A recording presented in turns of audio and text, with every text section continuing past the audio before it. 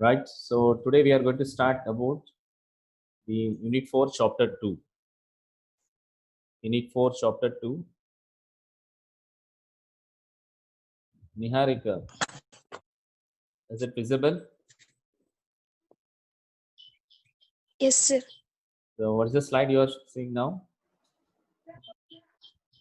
Cloud disaster recovery, sir. Right. Thank you. Topics under it. Yeah. Yes. So today we are going to start the Chapter 2 of Unit 4. Actually, this is Chapter 2, Cloud Disaster Recovery. So under that, these are the topics we are going to be covering. So let me have the topic series. In the first chapter, we have talked about the cloud security. What are the different ways, how actually what is the need of the security, what are the chances where the attackers or any other third party peoples are going to attacking in the data which is stored in the cloud, how we had to be preventing that. All the things we have seen in the first chapter. Now this second chapter talks about the cloud disaster recovery. Whenever any disaster means any unfortunate things happen, any unfortunate things will be called as disaster, which is not expected, which can't be how recover in a faster way. It's called as a disaster. Under that, we are going to talking about how the planning will be there for the recovery. Whenever a disaster will come, how the planning will be there. Now, what are the different disasters will be chances are there in the cloud? How we are going to managing that? What is the capacity planning and cloud scale? So the same textbook for the first chapter and second chapter, the same cloud applications architectures we are following from George Risey, O'Reilly Publications. Now we come to the first topic. In the disaster recovery planning, we are going to talk about the two objectives, or else we can say two subheadings. One is RPO and RTO. It points recovery point objective and recovery time objective. And in the disaster in the cloud, will be when we start the topic, we'll be discuss about the subheadings. So these are agendas of every topic. Totally 5 topics are there, 5 subheadings over here. Now come to the first topic, disaster recovery.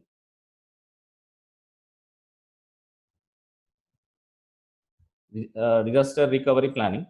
Now in this one, what actually disaster in the sense? Disaster going to be recovery deals with catastrophic failures. Catastrophic failures is nothing but unfortunately failures.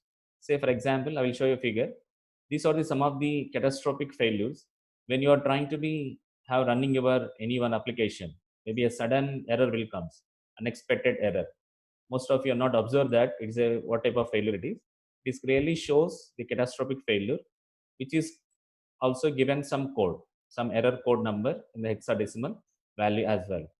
Now this is one type of error message. When you are trying to back up any your system from the cloud or from your backupping anything in your system itself, a error will come because of some fluctuations or some thing the files is not be in a proper way. Because of that also, when you are putting the backup also, you are getting some sort of errors. That errors is catastrophic errors. Another example in the third screen shows when you are installing something, some because of some files which is the supporting files is missing in the installation, or it is not support. Maybe you are installing for the 32-bit a 64-bit of operating system, or you are installing in the Linux operating system, which is the software belongs to Windows. In some cases, in such a type of that, or when you are copying any software from pen drive to your drive, and you are again after copying from your system, you are trying to installing that one. When you are copying or when you are downloading, some of the files is missing because of downloading speed is not there, or because of any delay, or when you are copying that one, any missing of the files.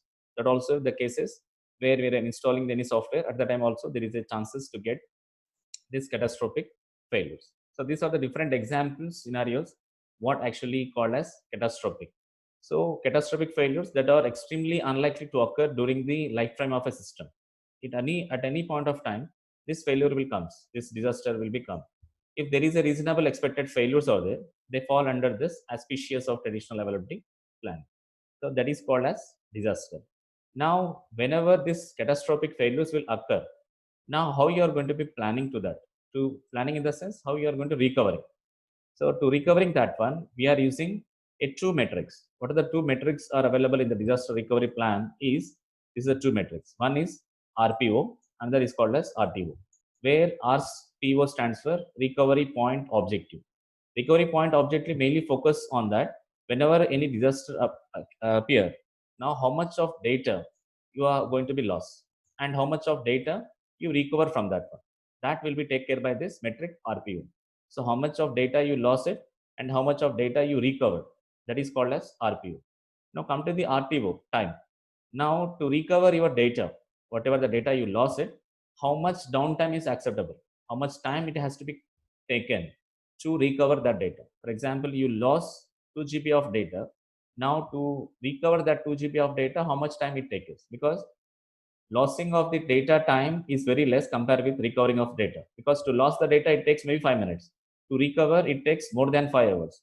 Maybe we can't not sure that whatever the 2 GB of data you lost it automatically will be recovered.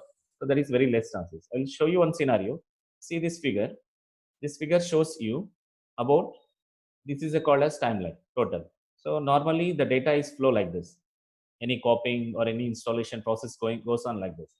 Maybe in suddenly a disturbance event, that is any disaster will comes, any unexpected or disruptive event occurs. Now this is where the data recovery point, this is the data restore point called as recovery point objective. Now another place is, once this event happened, now we have to recover the data, whatever the data after this green symbol, whatever the data will last it, that is all, this is a red, this is the data is going to be lost it. We have to recover that one. So maximum time to recover the time is, it is more than this going to be loss of data.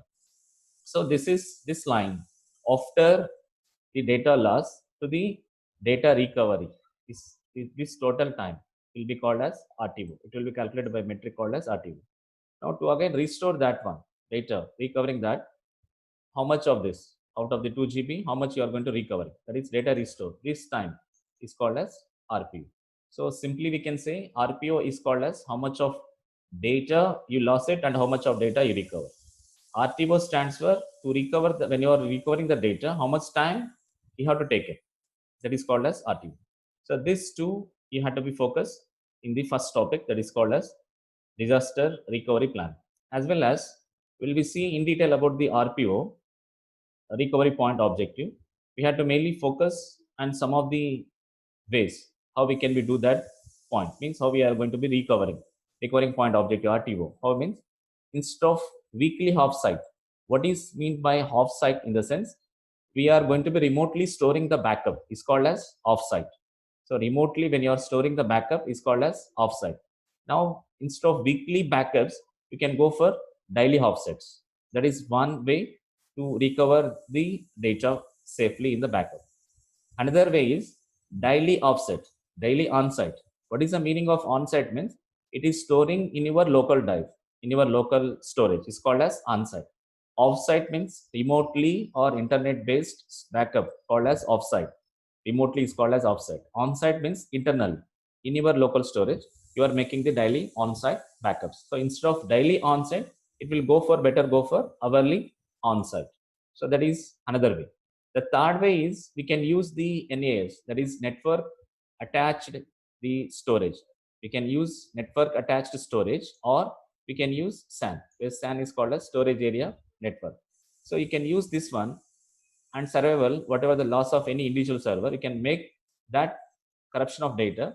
You can use maybe a NAS or you can use SAA. Any one of these you can use to make a backup. Or else another way is fourth way, make some clustered databases individually, and you are going to make that clustered as databases individually, and again you can be make storage of that.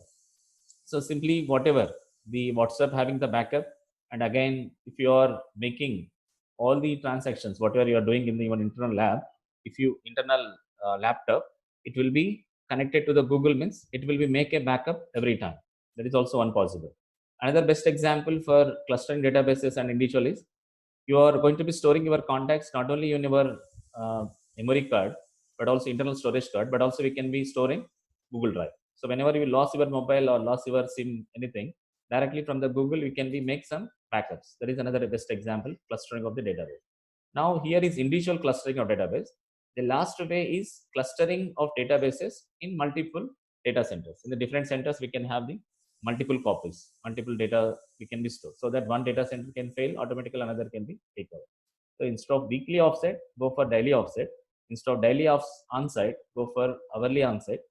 So you can use NAS, that is network attached the storage, or you can use the storage area network. So this will be focused on networks. This will be focused on storage.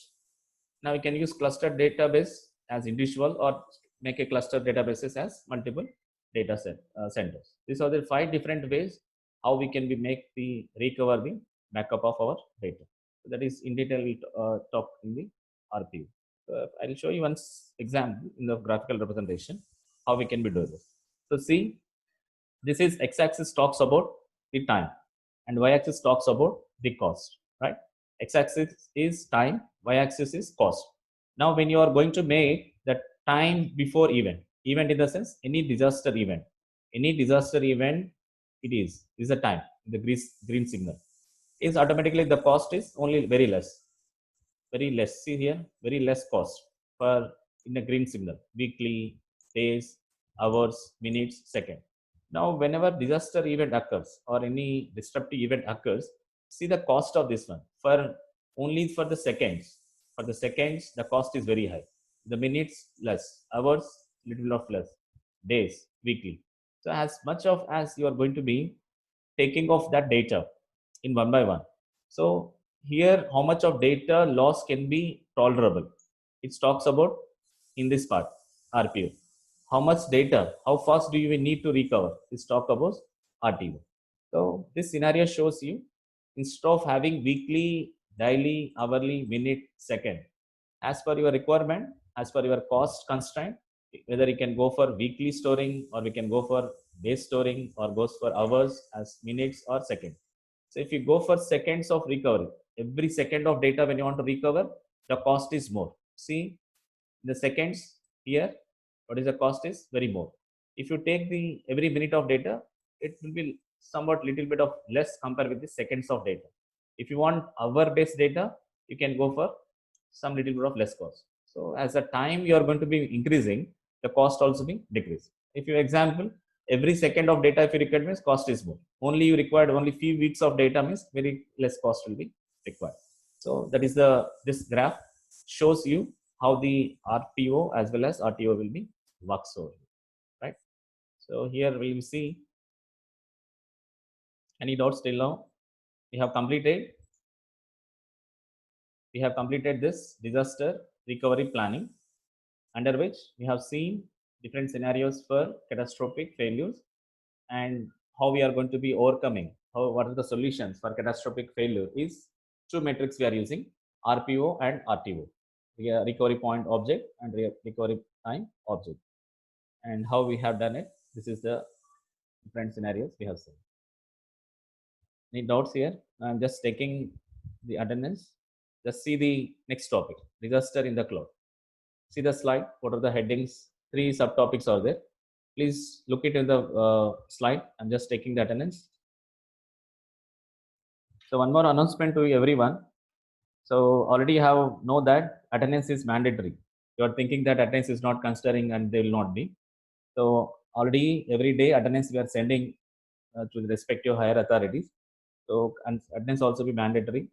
Please be regular to all the classes. Don't miss any sort of class. So this attendance also be recorded. There is no chance to be manipulated because you can't say that nobody is taking attendance like 61% or not 62, because it's a recording session. Who are present, it will be shown directly in the participant list. So no need to be bothered about that. Okay. So how many are going out, how many are coming back, everything will be recorded second to second. So we are just taking that attendance from that recording, as well as I'm seeing here in the ascending order, the roll number wise, the list of students is available here. So make sure that for every class, please be present. Okay. See the slide, disaster in the cloud. So that I will take in the 30 seconds the attendance.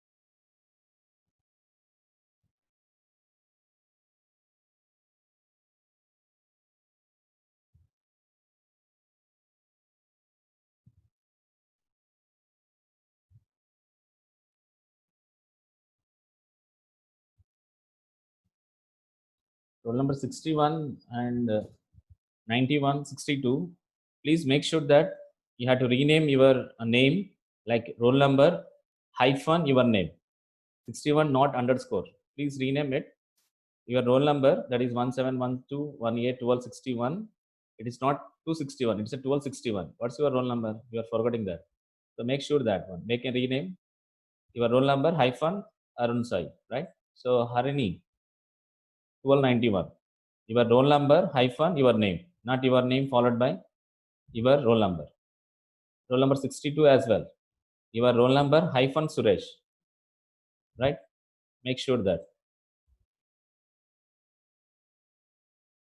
So A6 gone somewhere, again come back.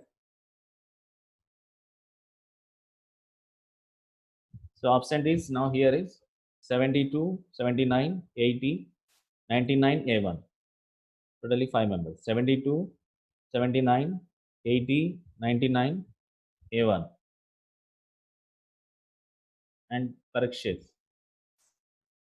16 batch, 90. Totally 6 members absent now. Again, I will take whether these 6 members are there or not, any missing or there. Right, come to the second topic, disaster in the cloud. Disaster in the cloud. If you see, these are consisting of 3 subheadings: backups and the data retention. This is the first one. Okay. Second topic, subtopic, geographic redundancy. Third one, organizational redundancy. Now, backups and data retention. Data retention is nothing but how good we are going to be take that whenever disasters happen for the cloud. Now, if you see this table, a glance, what are the requirements? What type of data we need to take backup first of all? So these are the table shows you the backup requirements by different data types. Backup requirements in the sense what type of data, whether every data, whatever it is going to have there in the cloud, every data should be take the backup or only few data. So we have totally 4 different categories of data here in this table. One is fixed data, second one transition data, which also be called as temporary data, third one the configuration data, and fourth one persistent data, right? So when you come to the fixed data is nothing but already it is there. When you are installing any operating system, automatically some of the utilities, some of the folders like users, downloads, documents, my music, some of the files will be automatic there, but all will be available in AMI, Amazon machine. This image file will be automatically there. So for this type of fixed data, no need to be take backup, right? For fixed data, no need to be take backup because it automatically consisting of operating system and backup files, which is are already available in belongs to AMI. So AMI files do not be taken as backup because already it is available in cloud itself. No value beyond this cloud because there is no value to take backup for this fixed data. Second category of data is transition data. Transient data is also be called as temporary data. Like to get run, some temporary data will be available in cache files and other data will be there. So such type of this data is not required to take the backup because temporarily to run any service, to run anything, it will be stored in cache like your username, password. Password doesn't require to be stored there. To run any other software, temporarily they'll get some stored in cache, and again later once you close your application, it has to be delete that automatically. It has to delete from the cookie. So this data is doesn't having much sound. That's why don't require to take the backup. The third category is configuration data. Configuration is nothing but once you are doing any runtime configuration, you are changing some settings or doing some adding some hard disk or adding some RAM or any other changes you are doing in the runtime for the configuring. Configuring is nothing but settings. When you do that one, it has to be stored, but not store everything. Semi-regularly, you have to take the backup. Semi-regular means main settings, it has to be stored. The other settings doesn't need to be stored further because there is a opposite of this data is not transient. Transient means temporary. It's not data is not a temporary. So that's why we have to be take this only semi-regular because once you restart your machine, automatically some of the settings only be constant. Other settings will be automatically changed, right? So configuration data need to be take the backup. The fourth one, persistent data.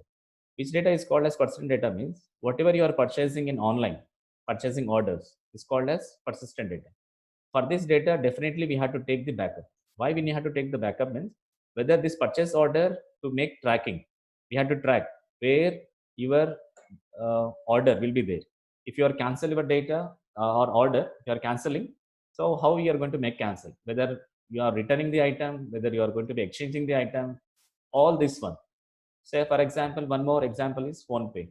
Whatever the transaction you are doing, like you are deleting the messages from the WhatsApp, it's not possible to delete any type of any type of transactions in PhonePe or any other because it is a persistent data. For feature purpose, they are taking that backup. So persistent data must and should be need to be take the backup. So because these are all the data which are required for feature statistics, for feature analysis. So that's why it is very mandatory to take the backup for persistent data. Now, if you see the first data, fixed data, as you said, only we are taking some images. S3 is the best example. What we are doing in the S3, we are just making store some images there. If you want, you can access, or else automatically when you restore that one, this data will be going to be not, this data will not be stored permanently in S3, right? So second is transient data, that is temporary data. No need to be discussed about much about that. Third type of data is configuration data. In this one, we have two levels. What we can do in the configuration data is semi-regularly we have to take the backup. How we can be do backup semi-regularly means in two ways we can do it. First, what we can do is make a regular file system, dump into the cloud, or into a take the snapshot means take an image like AMI image, take a file system snapshot and store into the cloud. Take that total regular file system, dump into the cloud, or take a snapshot of that. Snapshot is not the snapshot which you are taking from your mobile. Snapshot is nothing but as an image form. Different image ISO, like this different images formats already we have seen. The second level, second how we can be take the backup is alternative approach is we just make this application, whatever you are changing that configuration, dump into source code repository. Whatever we have the source code repository, dump into that. Whenever any failure occurs, automatically just run that repository and or else take the recovery from that repository. Even a minor loss will be done, automatically we can take that from this source code repository. That is the second way of alternative. One is directly you can make a snapshot or make a total regular file system into the cloud. The second is just make whatever the configuration you are doing for your application, store into a source code repository. Whenever any minor loss also be required, you please recover from that repository. That is another way how we can make semi backup for this configuration data. These are the strategy. The first strategy for fixed data strategy is S3. That is one example. Second is transient data, no need for the temporary data. The third data is configuration data. What is the strategies? These are the two strategies are available. The steps how you need to do the configuration strategy is we can create a regular in the sense just with a minimum. With a just minimum you can be created. With a minimum daily snapshot we can be make that, or else create a semi-regular in the sense less than your RPO, that is the recovery point object file system. Make a zip or tar files and store in S3, or else the regular basis is again and again for every hourly basis, or for every hourly basis if you take that RPO, copy into file system, archive it and store in Amazon cloud into another cloud. So you can store physically Amazon cloud into another cloud. You can take the two different backups over here, two different archives. So if you see archive in the sense, when you see some any journals, some archives will be there. Archives means if you required last 2 years of journals, will be go for archive. Archive means it's a type of backup. It will be stores every volume, every issue of the journal papers is available. In the same fashion, every hourly basis of data is available in the archive. That is, these are the three steps we can be follow for the configuration of data strategy. One is create a regular file, simply daily snapshot, or second, create a zip or tar files, or third, make the archive files and store in two different clouds, Amazon cloud into another cloud, or physically hosted facility wherever it is possible. And the last type of data is persistent data. So persistent data is also be called as ACA. The strategy is called as AKA. So this is AKA ACA database backup. It's like it will be considering because it is a transaction type of data. or it will be a daily usage of data. Transactional data means maybe that may be a banking transaction, that may be a purchasing of order transaction, or that may be a transferring of money, anything will be called as persistent data. So this data we have to make, what to do is the following steps we have to take care. One is we have to set up a master with its data file stored in a block storage. Second, set up a replication slave, means a child storing its data files on a block storage. Third, take a regular snapshots of this master files, which are already stored in the block storage device with the help of RPO. Create the regular database dumps of that slaves and store in S3. Copy that database dumps on a semi-regular basis from S3 to a local outside the Amazon.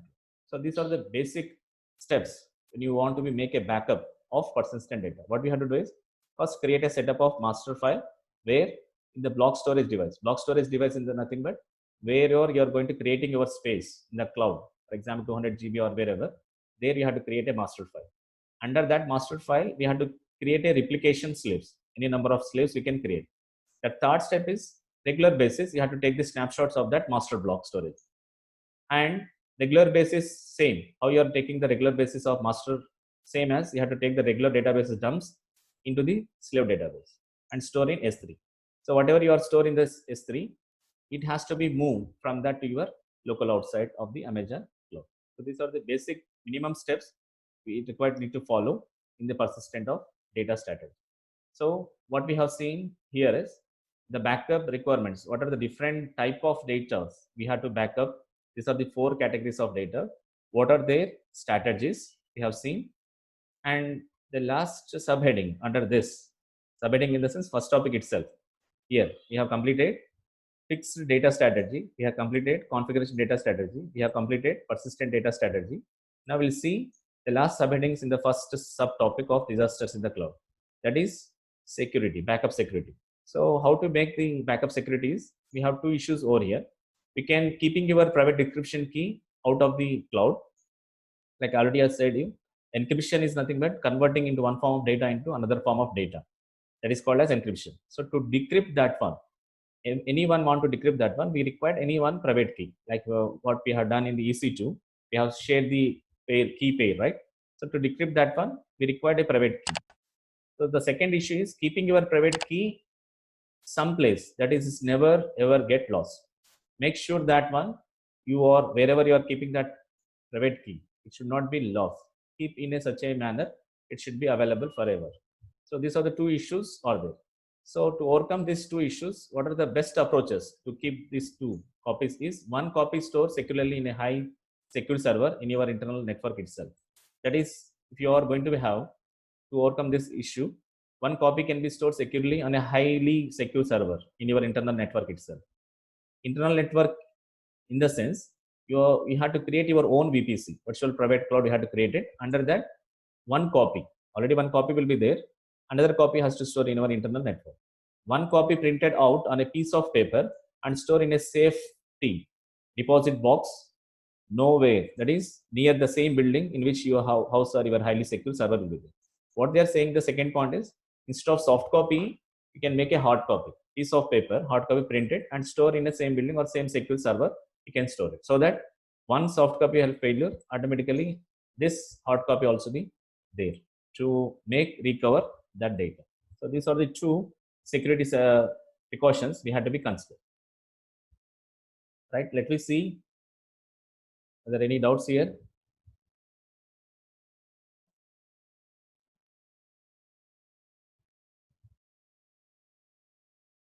Neha.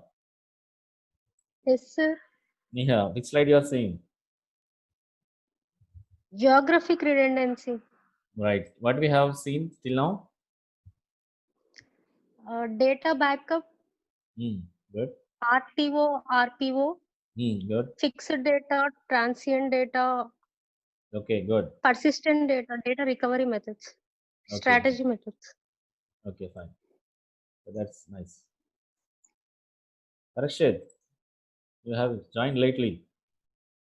So I have network issues. Okay, Parikshit. Which slide you are seeing, Parikshit? So I'm seeing geographical redundancy of. Okay, right. Good, good. Right. So in the geographical redundancy, hope here in this one, here will be stop the thing. Let me have check. Here I'm stopping the class. If you don't have any doubts, this will be continue in the next class.